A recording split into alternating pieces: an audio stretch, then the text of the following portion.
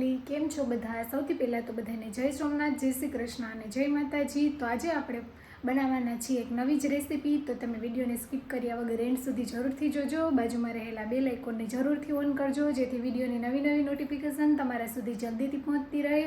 તો ચાલો આપણે આજે શક્કરપારા બનાવીએ. તો આજે આપણે એકદમ ખસ્તા એવા શક્કરપારા બનાવીશું. તો તમે વિડીયોને સ્કીપ કર્યા વગર એન્ડ સુધી જરૂરથી જોજો. ચેનલમાં નવા હોય તો ચેનલને લાઇક, શેર અને સબસ્ક્રાઈબ કરજો. અને જો તમે ઘરે શક્કરપારા કેવી રીતે બનાવો છો તે પણ કોમેન્ટ કરીને જણાવજો. તો ચાલો આપણે શક્કરપારા બનાવવાની શરૂઆત કરીએ.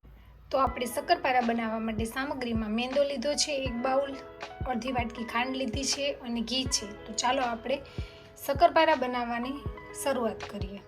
ખાંડવાળું પાણી બનાવીશું, માટે આપણે ખાંડ લેશું, પાણી નાખીશું. ખાંડમાં પાણી ઓગળી જાય ત્યાં સુધી તેને હલાવતા રહીશું. તો તમે જોઈ શકો છો બધી ખાંડ ઓગળી ગઈ છે અને ખાંડવાળું પાણી તૈયાર થઈ ગયું છે. આપણે તેને થોડી વાર માટે ઠંડુ કરી લઈએ. એક મોટા વાસણમાં લોટ લઈશું.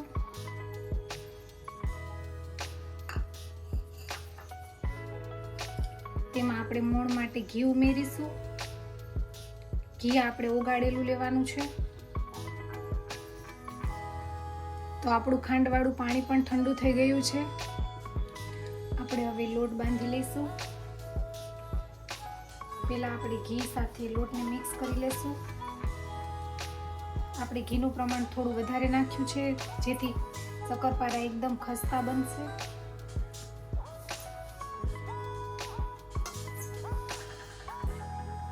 તમે જોઈ શકો છો આવું બાઇડિંગ આવવું જોઈએ. હવે આપણે થોડું ખાંડવાળું પાણી એડ કરી અને લોટ બાંધી લઈશું.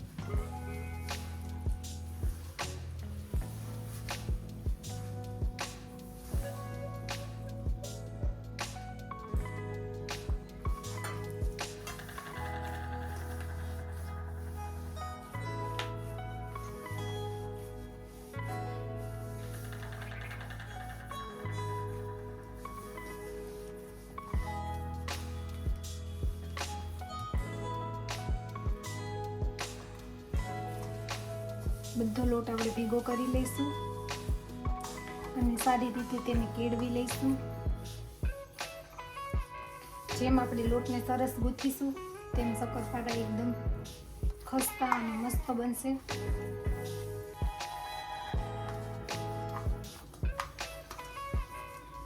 લોટને આપણે 4 થી 5 મિનિટ માટે ગૂંથી લઈશું.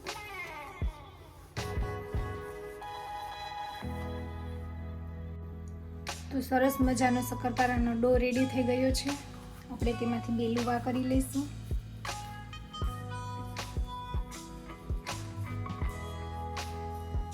સારી રીતે હાથેથી મસળી અને 2 લુવા બનાવી લઈશું.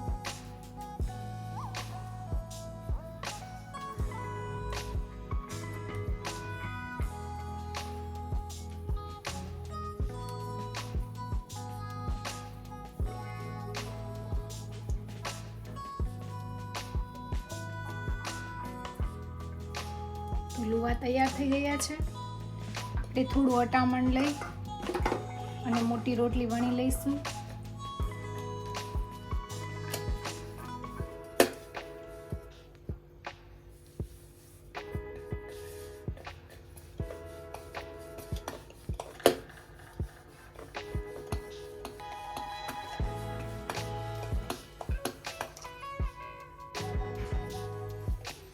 સરસની બધી બાજુથી સેમ રોટલી વણી લઈશું.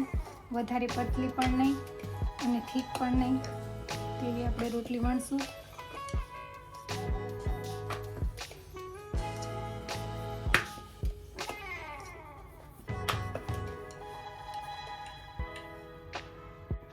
તો શક્કરપારા માટે રોટલી વણાઈ ગઈ છે. આપણે તેને કટ કરી લઈશું. તમે ડાયમંડ શેપ પણ આપી શકો છો અને સ્ક્વેર શેપ પણ આપી શકો છો.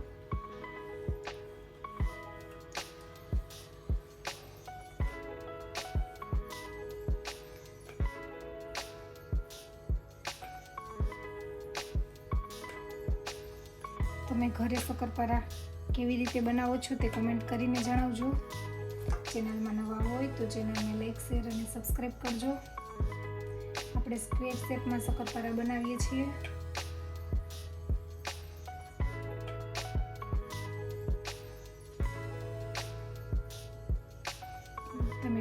શેપ પણ આપી શકો છો.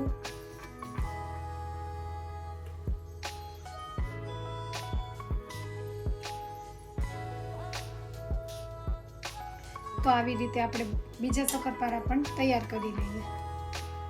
તો ફેમિલી, આપણે બીજી રોટલી પણ ઉતારી લીધી છે અને આપણે તેમાંથી પણ શક્કરપારા કટ કરી લઈએ. આજે વખતે હું તમને ડાયમંડ શેપ કટ કરીને બતાવીશ.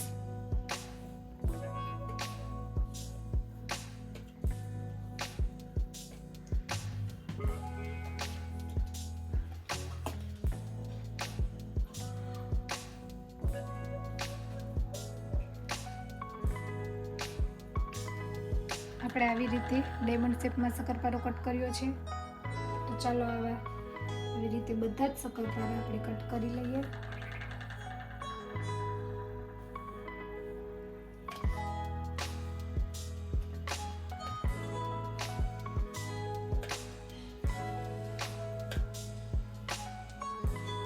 બધા શક્કરપારાને આપણે ડીશમાં કાઢી લઈએ. તો ફેમિલી, મસ્ત મજાના આપણે બધા શક્કરપારા બનીને તૈયાર છે. તો ચાલો આપણે તેને તળી લઈએ. આપણે તળવા માટે તેલ ગરમ મૂકી દીધું છે. તેલ થાય એટલે આપણે શક્કરપારાને તળી લઈશું. તો તેલ પણ આવી ગયું છે. આપણે થોડા થોડા શક્કરપારા નાખી અને તેને તળી લઈશું.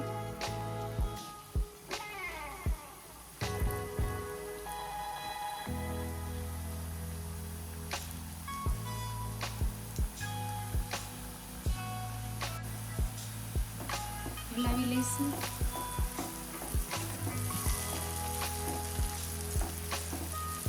તમે જોઈ શકો છો શક્કરપારા કેવા ફૂલી ગયા છે. આપણે તેને મીડિયમ ટુ લો ફ્લેમ ઉપર તળી લઈશું, જેથી અંદર સુધી શક્કરપારા સરસ તળાઈ જાય. તમે જોઈ શકો છો બધા જ શક્કરપારા સરસના ફૂલી અને દડા જેવા થઈ ગયા છે.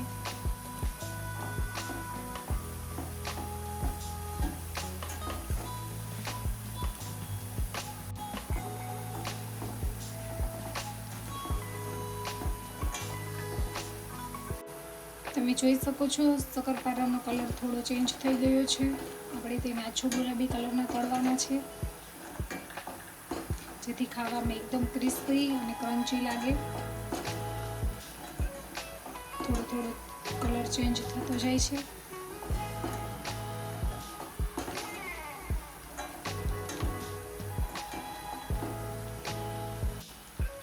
તો સરસના શક્કરપારા તળાઈ ગયા છે. આપણે તેને હવે કાઢી લઈશું. જો વધારે કલર બ્રાઉન થઈ જશે તો ખાવામાં થોડા કડવા લાગશે.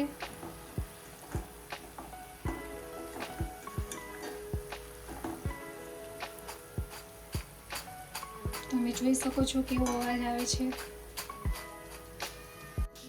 તો બીજા શક્કરપારાને પણ આપણે તળી લઈશું.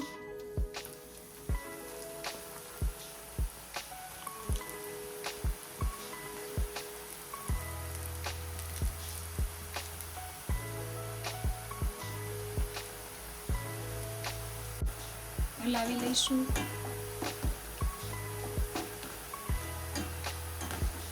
આ શક્કરપારા પણ તમે જોઈ શકો છો મસ્ત ફૂલી ગયા છે. તો આપણે તેને ધીમે ધીમે તળી લઈશું. શક્કરપારાનો કલર થોડો ચેન્જ થઈ ગયો છે.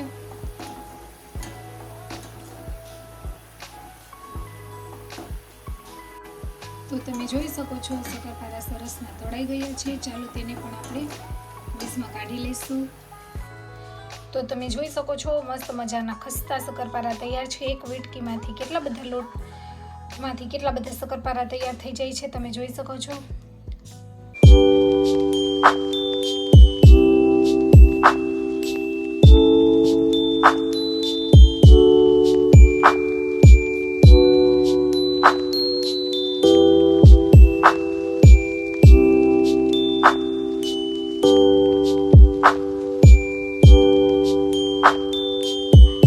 આજની શક્કરપારાની રેસીપી તમને કેવી લાગી તે કોમેન્ટ કરીને જણાવજો. ચેનલમાં નવા હોય તો ચેનલને લાઈક, શેર અને સબસ્ક્રાઈબ કરજો. તો મળશું રેસીપીના નવા વિડીયો સાથે. ત્યાં સુધી આવજો. જય સોમનાથ. Bye bye.